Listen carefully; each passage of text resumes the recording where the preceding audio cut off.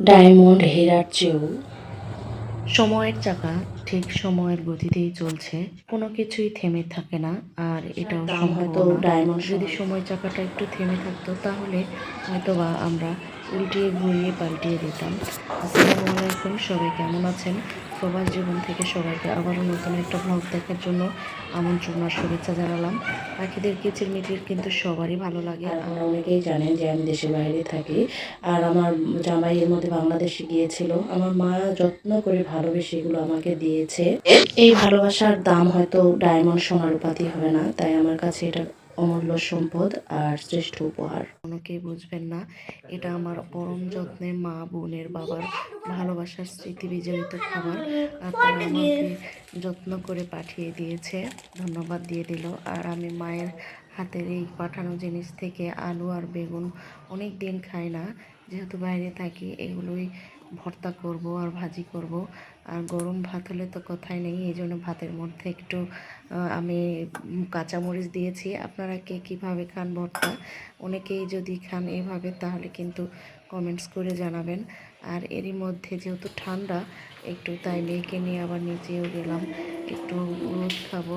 মেয়েটা প্রায় কয়েকদিন হলো সর্দি কাশিতে ভুগতেছে, এই জন্য ভাবলাম ওকে নিয়ে একটু রোদ খাওয়াতে হবে। রোদ যেহেতু ভিটামিন ডি, শীতের রোদে রয়েছে, আর মেয়েকেও তো সময় দিতে হবে, তাই নিয়ে গেলাম।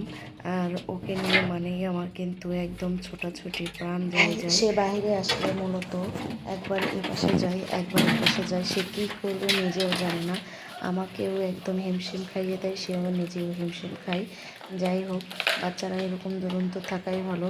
আর তার সবচেয়ে বড় যে অভ্যাসটা রয়েছে, ভালো অভ্যাস, সে কথায় কথায় একটু পর পর এসে পানি খাবে। আর বারবার বলবে, তুমি নিচে আসার সময় কিন্তু বেশি করে পানি নিয়ে আসবা। বারবার উপরে যেতে পানি খেতে ভালো লাগে না। আর এই যে আপনাদেরকে কিন্তু এই যে এত সুন্দর একটা ভিডিওতে আমি পাহাড় দেখাচ্ছি, নিশ্চয়ই সবার ভালো লাগবে।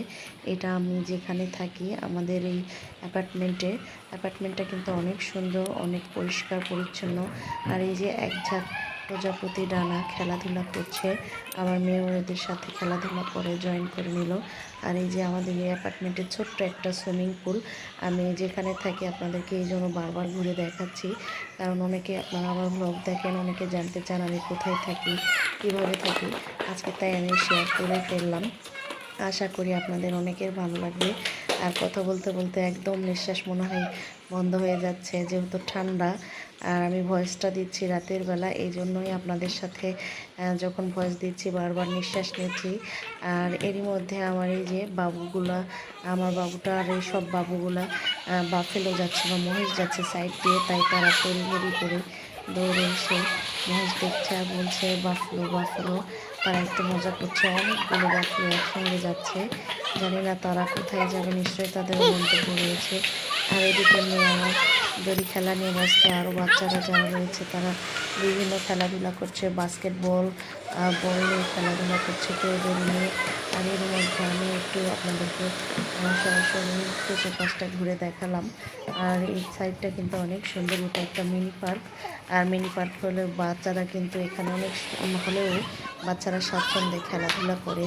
আর সুইমিং পুলে সবসময় যেহেতু পানি দেওয়া থাকে না, কিন্তু সমস্যা নেই, তারপর পরিষ্কার পরিচ্ছন্ন থাকে। আর বাচ্চা কাচ্চা এগুলো এখানে অনেক মজা করে খেলে। তাহলে চলুন কথা না বলে, বকবক না করে ওদের খেলাগুলো উপভোগ করি। আরও কথা ফিরবো একটু পরে।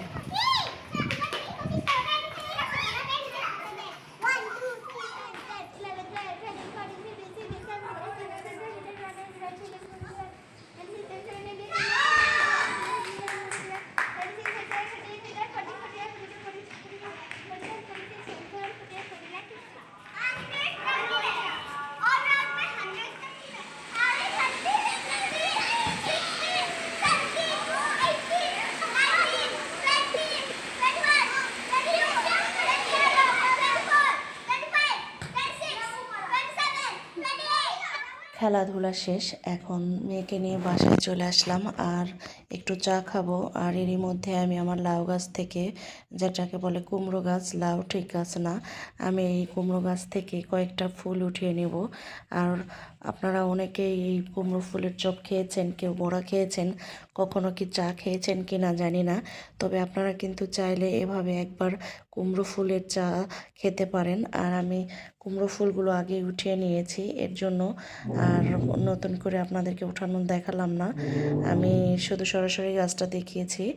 আর এরপরে আমি কুমড়ো ফুলগুলো ভালো করে পরিষ্কার করে একটা পাতিলে বা হাঁডি পাতিলে পানি দিয়ে আমি তেজপাতা, দারচিনি আর লবঙ্গ দিয়ে ভালো করে ফুটিয়ে নিলাম।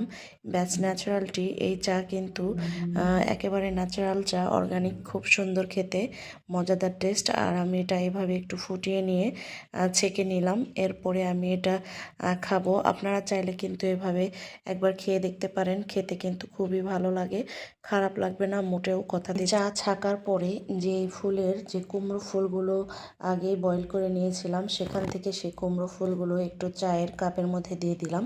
এটা অপশনালি পরিবেশন করে দেখতে একটু সুন্দর লাগে, সেই জন্যই দিয়ে দিলাম। আর এই চাটা খাবো, আমার চাটা খেলে কিন্তু খুবই ভালো লাগে। আর ইদানিং বেশ কিছুদিন ধরে আমি এইরকম অর্গানিক টি খাওয়ার বেশিরভাগই চেষ্টা করি। আপনারাও কিন্তু যারা চা খেতে ভালোবাসেন তাহলে কিন্তু অবশ্যই ট্রাই করবেন, খেতে কিন্তু ভালোই লাগে। আর বলতে বলতে আমার প্রায় সন্ধ্যা হয়ে আসছে, এখন আমি একটু গুড়ের পিঠা বানাবো, যেহেতু মা আমার জন্য গুড় পাঠিয়েছে, খেজুরের গুড়। আর খেজুরের গুড়ের পিঠা কিন্তু সবারই খুবই প্রায় পছন্দ, বিশেষ করে আমরা যারা বাঙালি, আমাদের কিন্তু সন্ধ্যাবেলা বা বিকেলবেলা এরকম খেজুরের গুড় দিয়ে পিঠা বানাতে অনেকেরই ভালো লাগে আর খেতেও ভালো লাগে। আজকের ব্লগটা এ পর্যন্ত, সবাই ভালো থাকবেন, আল্লাহ হাফেজ।